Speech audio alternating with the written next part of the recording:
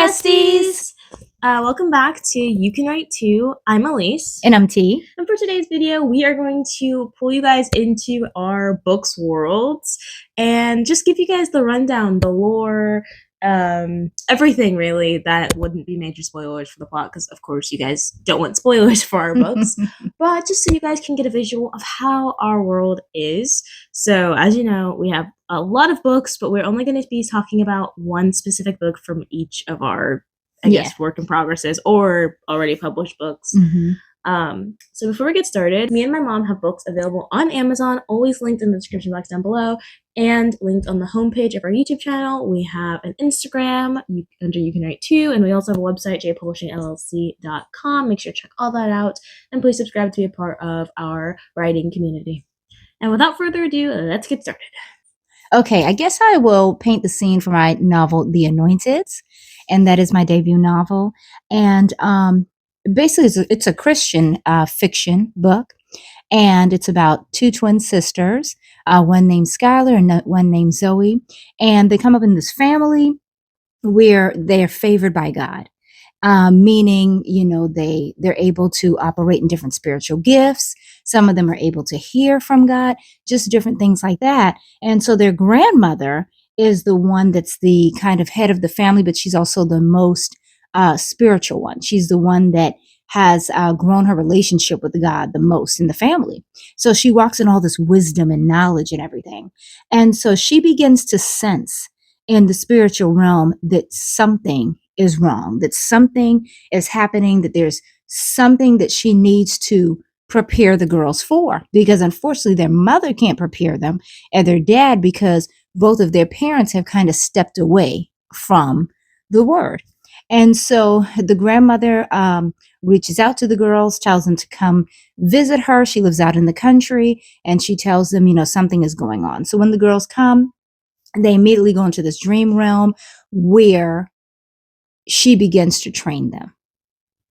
And so the dream realm, they cross over into this new spiritual realm where she just begins to sharpen the girls' gifts so they can understand basically good from evil, where they can begin to move in some of the different gifts that they have. And so as she begins to sharpen the gifts, the girls see that their world quickly begins to change. They have these neighbors that move in that seem to be friendly, but one of the sisters is not so sure about that. She's not completely convinced. They come across different colorful characters. There's a rabbit by the name of Oliver, better known as Ollie, and he's there to help them. And he's a colorful rabbit that can change into different colors, and he can actually speak and communicate with them.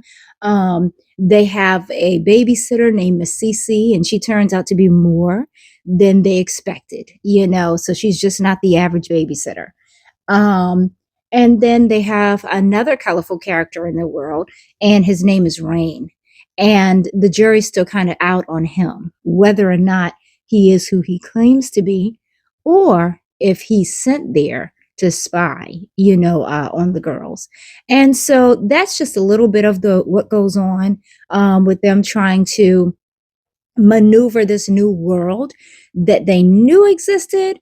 However, they didn't understand really how much the spiritual realm and the natural realm intertwines. So that's just a little tidbit about Anointed in the world that they live in, and a little bit about the book.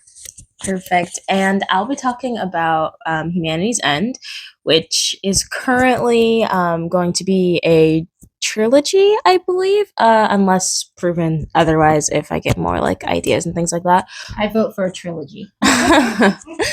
And so basically Humanity's End it takes place in the real world, and Axel, he goes to camp with his best friend Olivia all the way in Georgia, and then the apocalypse breaks out.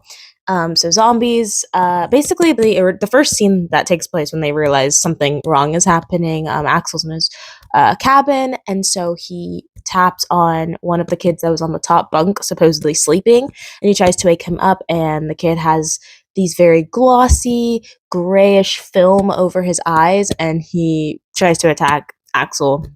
And so that's when they realize, okay, something's wrong. And so basically, like I said, apocalypse breaks out, and so zombies are roaming their world now, or at least they think it's potentially just the country. But yeah, so they can't get bit by these zombies, but so if they get bit, it transmits, and then they inherently also get sick and become like zombies. Um, so it's definitely it's like a survival apocalyptic book, obviously. So the characters are having to find food, trying to find people they can trust, while all trying to survive. And Axel's motivation is actually trying to get to his mom because he has the ability, he gets to call his mom, and basically they set up this meeting point. So he tries to journey all the way to Michigan from Georgia to try to reunite with his mom, with some friends from camp and this guy named Reese that they meet along the way.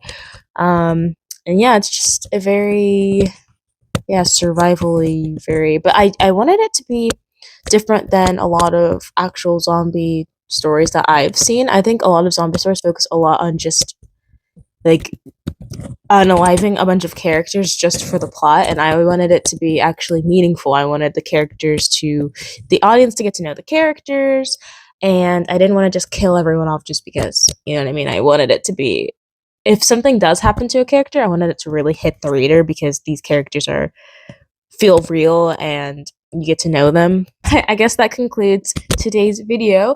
I hope you guys enjoyed it, and if you did, make sure to subscribe to be part of our writing community. Yes. We are growing and continuing to grow. Thanks to you guys. Yes. So yeah, thank you guys so much for watching, and always remember, You can write too. Bye.